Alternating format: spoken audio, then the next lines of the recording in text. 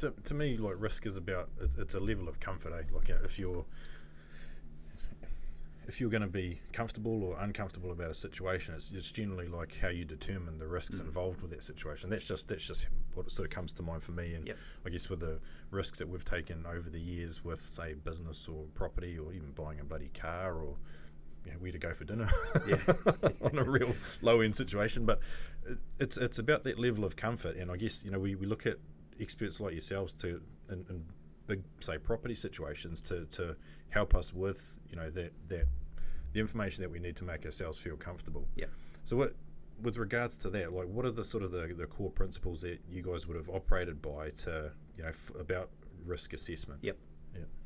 So I think you're absolutely right. So there's a lot of emotion that's associated with risk, and there's that old expression, right? Ignorance is bliss. So people have a really high level of comfort and confidence when they're not aware of a problem, and as soon as you start talking about issues, then that creates uncertainty. People don't like to feel uncertain, and it's much easier, therefore, to sort of push it out of the way. The problem with that is that people get caught out. So what we talk about in our specific space is to be making conscious decisions. So providing with tools, people with tools to effectively basic things, checklists.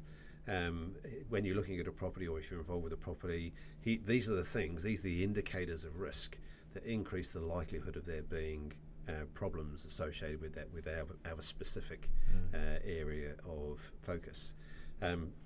Not enough people use those things. Not enough people make a conscious decision. It's back to she'll be right. My level of comfort is much higher if I don't have to contemplate that might be a problem. And again, when you look at the real estate sales space, it's emotionally led.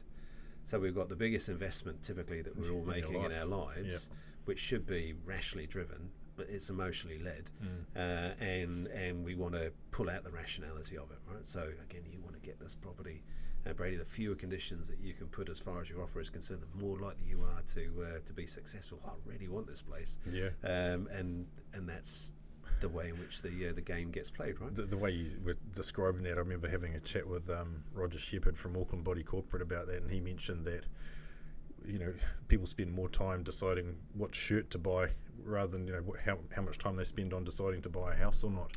And it's that sort of, I guess it's that. Do you think Kiwis are like that, or is that people in general? No, I think it's people in general.